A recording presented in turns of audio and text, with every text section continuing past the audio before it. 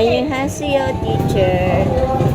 생일 축하합니다. 생일 축하합니다.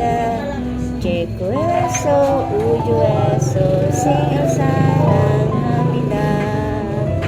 Thanks for lightening the path to knowledge. May the Lord continue to bless you and guide you wherever you go, teacher. Happy birthday.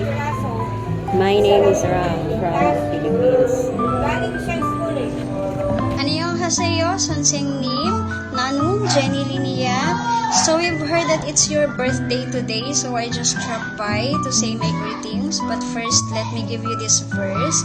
Galatians chapter 6 verse 9 says, "Let us not grow weary in doing good, for at the proper time we will reap a harvest if we do not give up."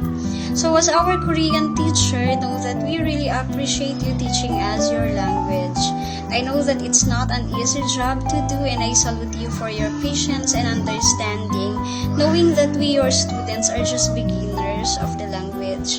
So, great job, Sonsengnim. And as I've mentioned in the verse, know that your efforts will not be in vain, and that you will receive your rewards in due time. So, yeah, again, I just came by to greet you on your special day. So here it goes. 생일 축하합니다, Sonsengnim. Enjoy your day. God bless you. Bye.